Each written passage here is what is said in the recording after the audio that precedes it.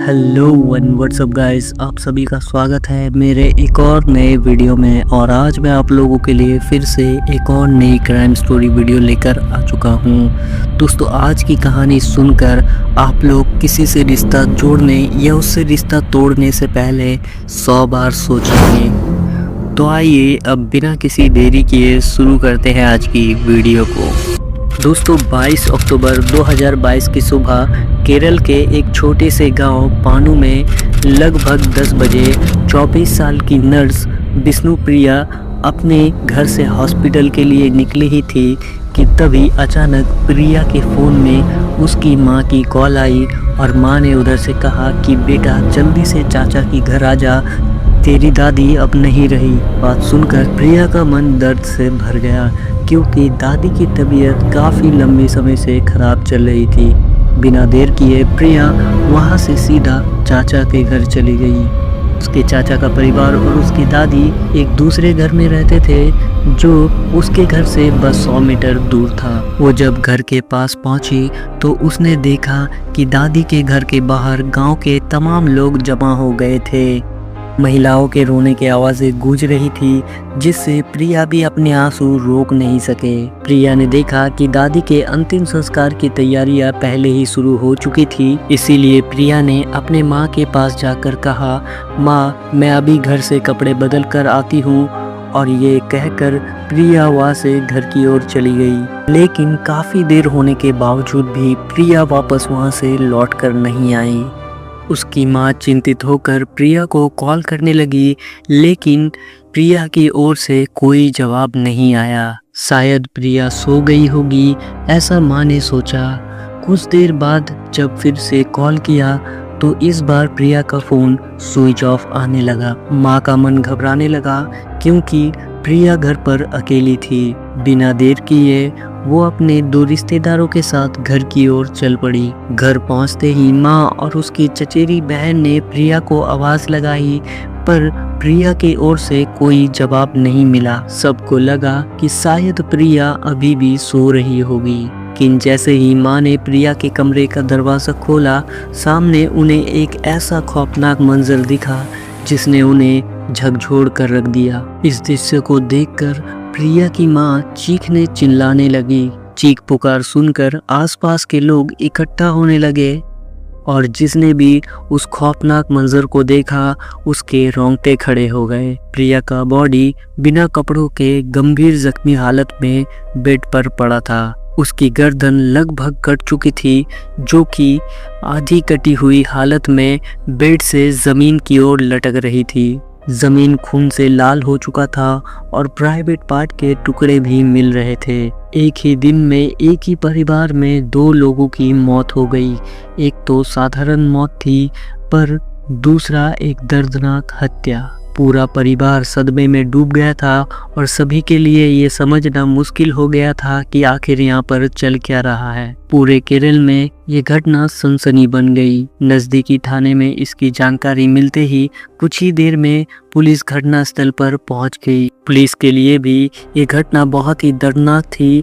प्रिया के साथ आखिर किसने ऐसा किया, क्यों किया और इसकी वजह क्या थी, इन तमाम सवालों का जवाब पुलिस को पता लगाना था। इसीलिए पुलिस ने प्रिया की बॉडी को पोस्टमार्टम के लिए भेज दिया। क्राइम स्पॉट को पूरी तरह से सुरक्षित कर फॉरेंसिक टीम को बुलाया गया और सुनिश्चित किया गया कि कोई भी रिश्तेदार या अनजान व्यक्ति वहां प्रवेश ना करे। इसके लिए कांस्टेबल भी तैनात किए गए। पुलिस ने परिवार और गांव के लोगों को सख्त हिदायत दी कि अगले 72 घंटे तक कोई भी गांव से बाहर नहीं जाएगा। घटनास्थल की बारीकी से छानबीन करते हुए पुलिस को एक स्मार्टफोन मिला जो कि स्विच ऑफ था और ये फ़ोन प्रिया का था। फिलहाल पुलिस ने मोबाइल को ऑन नहीं किया बल्कि उसे वहां मौजूद फॉरेंसिक टीम के हवाले कर दिया ताकि मोबाइल पर लगे फिंगरप्रिंट की मदद से कातिल तक पहुंचा जा सके। कुछ देर तक छानबीन जारी रही पर पुलिस को वहां कोई भी ऐसा हथियार नहीं मिला जिससे इस हत्या को अंजाम दिया गया हो। तभी पुलिस को फॉरेंसिक टीम से एक शॉकिंग बात पता चली। फॉरेंसिक टीम ने पुलिस को बताया कि मोबाइल पर किसी भी तरीके का फिंगरप्रिंट मौजूद नहीं है। पुलिस को समझ आया कि अपराधी बहुत ही चालाकी से फ़ोन को स्विच ऑफ किया और उसे अच्छी तरह पोंछकर फेंक दिया, जिस कारण उस पर प्रिया के भी फिंगरप्रिंट नहीं थे। अब पुलिस को अपराधी से जुड़ा ऐसा कोई सबूत नहीं मिल रहा था कि जिससे अपराधी को पकड़ा जा सके, और इस तरह पुलिस की उलझन बढ़ती जा रही थी और ये केस उनके लिए एक चुनौती बनता जा रहा था। लिहाजा अब पुलिस पोस्टमार्टम रिपोर्ट आने की इंतजार कर रही थी। 22 घंटे बाद जब पुलिस के टेबल पर रिपोर्ट आई तो उसमें पाया गया कि प्रिया के शरीर पे 18 चाकू के घाव थे। उसके हाथों में बचाव के निशान भी मौजूद थे, जिससे पता चलता है कि वो अपनी जान बचाने के लिए जोर शोर से संघर्ष कर रही थी। जाहिर है कि उसी दौरान उसके हाथ घायल हो गए होंगे। उसके अलावा उसके सीने, पेट, गले और सिर पे कुल 29 चाकू के घाव पाए गए। साथ ही उसके सिर पर हथौड़े के गहरे निशान भी मिले थे। रिपोर्ट में मौत का कारण गला काटकर मारना बताया गया। मामले की गंभीरता को समझते हुए पुलिस ने आगे की कार्रवाई शुरू कर दी। पुलिस के अनुसार प्रिया के घर से कोई भी कीमती सामान चोरी नहीं हुआ था, सब कुछ अपनी जगह पर था। जिस तरह से प्रिया को दर्दनाक मौत दी गई, उसके पीछे फिलहाल एक ही कारण नजर आ रहा है, कट्टर दुश्मनी। मानो किसी ने अपने गुस्से और नफरत को सनकी अंदाज में उतार दिया हो। पुलिस ने प्रिया के परिवार और घर के आसपास रहने वालों से पूछताछ की। पुलिस को प्रिया के परिवार वालों से ऐसा कोई बात पता नहीं चली जिससे आरोपी तक पहुंचा जा सके। उन्हें पता चला कि प्रिया एक बेहद सरल स्वभाव की लड़की थी। गांव के जांच में भी कोई भी सीसीटीवी कैमरा नहीं मिला। तभी प्रिया के घर से कुछ ही दूर पर रहने वाले एक आदमी ने बताया कि वारदात वाले दिन एक अनजान आदमी को प्रिया के घर के आसपास देखा गया था। मैंने उससे पूछा वो किससे मिलने आया था, क्या काम था, तो उसने मुझे बताया मैं टीवी मैकेनिक हूँ। मुझे प्रिया नाम की लड़की का फोन आया था कि मुझे टीवी ठीक करवाना है। उस आदमी के अनुसार उसके पास एक काले रंग का बैग था, पीली टोपी और मास्क पहने हुए था और वो देखने में लगभग 26 से 28 साल का लड़का जैसा लग रहा था। साथ ही उसने कहा कि शायद उस दिन प्रिया घर पर अकेली ही रही होगी क्योंकि उसके दादी का देहांत हो चुका था और घर के सभी लोग वहीं गए होंगे। पुलिस को शक हुआ कि शायद कातिल वही हो जिसने मौके का फायदा उठाकर प्रिया की मौत की घाट उतार डाली हो। इसी बीच पुलिस ने प्रिया का मोबाइल चालू कर लिया और उसकी कॉल हिस्ट्री को खोदना शुरू कर दिया। जैसे ही पुलिस ने प्रिया का आखिरी कॉल पर गौर किया, उन्होंने तुरंत उस आदमी से कांटेक्ट किया जिसने प्रिया से आखिरी बार बात की। इसका मतलब प्रिया ने अपने माँ के अलावा और भी किसी से बातचीत की होगी जिससे उसका नंबर आखिर में उनके सामने आया था। पुलिस ने उस नंबर पर कॉल लगाया और जैसे ही फोन रिसीव हुआ, पुलिस ने उस आदमी से पूछा तुम्हारा प्रिया के साथ क्या संपर्क है। उस आदमी ने बड़े आराम से पुलिस को बताया कि मैं प्रिया का दोस्त हूँ। बाद में जब पुलिस ने उस घटना के बारे में पूछा तो उसने कहा आप किस घटना के बारे में बात कर रहे हैं, क्या हुआ। पुलिस ने उसे घटना की जानकारी दी जिसे सुनते हुए उसके चेहरे पर साफ दुख और आश्चर्य दिखने लगा। इसके बाद उस व्यक्ति ने एक नाम लेते हुए पुलिस को एक महत्वपूर्ण जानकारी दी। वो नाम था श्याम जी। पुलिस ने तुरंत प्रिया के मोबाइल में श्याम जी का नंबर खोजा और पाया कि वो नंबर उसके कॉन्टैक्ट लिस्ट में मौजूद था। उसी नंबर पर लोकेशन ट्रैक करने पर पता चला कि वो आदमी थालासेरी से लगभग 15 किलोमीटर दूर मथेरी में था। पुलिस ने देरी ना करते हुए सीधा मथेरी पहुंचकर श्याम जी को गिरफ्तार कर लिया। अब सवाल ये था कि श्याम जी का इस मामले में किरदार क्या था और उसका सच पुलिस के सामने कैसे लाना था। पुलिस को बिल्कुल भी उम्मीद नहीं थी कि श्याम जी इतनी जल्दी पकड़ में आ जाएगा, लेकिन इसका एक खास कारण था जिसे वीडियो के अंत में समझाया जाएगा। श्याम को गिरफ्तार करने के बाद पुलिस ने उसकी पूछताछ शुरू की। शुरुआत में उसने साफ साफ कहा कि वो प्रिया नाम की किसी भी लड़की को नहीं जानता और उससे उसका कोई भी मैटर नहीं है। पुलिस की कड़ी मेहनत के सामने भी वो कुछ खुलकर बात नहीं कर रहा था, क्योंकि उसे भरोसा था कि पुलिस के पास ऐसा कोई ठोस सबूत नहीं है जिससे उसे दोषी ठहराया जा सके। इसके बाद पुलिस ने शाम को एक कॉल रिकॉर्डिंग सुनाई। उसे सुनते ही शाम के चेहरे का रंग उड़ गया। जिस आत्मविश्वास के साथ उसका चेहरा सजा था वो एक पल में टूटकर बिखर गया। रिकॉर्डिंग में शाम प्रिया को जान से मारने की धमकी दे रहा था। ये कॉल रिकॉर्डिंग प्रिया ने अपने बॉयफ्रेंड को भेज दी थी और बॉयफ्रेंड ने वही रिकॉर्डिंग पुलिस को सौंप दी। आगे चलकर ये कॉल रिकॉर्डिंग शाम के खिलाफ एक ठोस सबूत बन गई। आखिरकार उसे समझ आ गया कि उसका असली चेहरा सबके सामने आ चुका है। आखिरकार उसने अपना गुनाह कबूल कर लिया और कहा कि उसने जो भी किया उसका मुझे कोई भी अफसोस नहीं है। जो सजा देनी है दे दो। पुलिस अब ये जानना चाहती थी कि आखिर उसने प्रिया को इतना बेरहमी से दर्दनाक मौत क्यों दी। जब शाम ने अपना बयान दिया तो हर कोई दंग रह गया। तो आइए शाम के द्वारा दिया गया बयान स्टेप बाय स्टेप सुनते हैं। ये किस्सा कब, कैसे और कहां से शुरू हुआ। श्याम एक साधारण परिवार का लड़का था। उसके घर की हालात ठीक ठाक थी।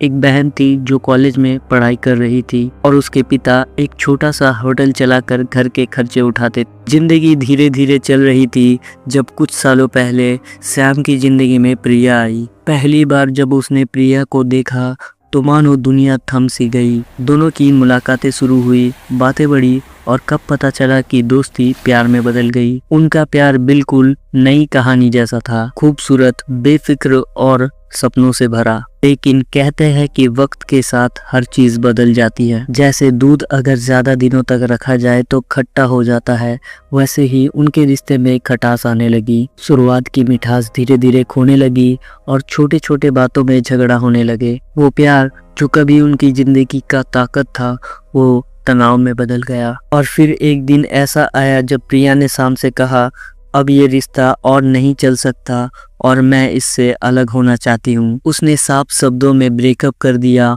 और शाम से कहा कि उसे भूल जाए। प्रिया ने अपने फैसले पर अमल करते हुए आगे बढ़ने की कोशिश की, लेकिन शाम के लिए ये सब आसान नहीं था। प्रिया के बिना शाम पूरी तरह टूट गया। अपने दर्द से जूझते जूझते श्याम को पता चलता है कि प्रिया किसी और के साथ रिश्ता रख रही है। ये सुनते ही शाम के दिल पर जैसे हथौड़ा गिरी। वो गहराई से डिप्रेशन में चला गया। धीरे धीरे उसके मन में खौफनाक विचार आने लगे। उसे लगा कि शायद वही शख्स उनके ब्रेकअप की असली वजह है। अब श्याम का दिमाग ठीक से काम नहीं कर रहा था और उसके अंदर गुस्से का तूफान उठने लगा। उसने सोच लिया, अगर यही सच है तो मैं उन दोनों को खत्म कर दूंगा, प्रिया और उस शख्स को, क्योंकि प्रिया ने मेरी जिंदगी नरक बना दिया जबकि वो खुशी खुशी जी रही है। मैं उसे छोड़ने वाला नहीं हूँ। श्याम के दिल में वो प्यार जो कभी प्रिया के लिए थी वो एक खौफनाक जुनून में बदल गया। श्याम ने बड़े ही सोच समझ कर अपनी योजना बनानी शुरू कर दी। कुछ महीने तक उसने गहराई से फिल्में देखी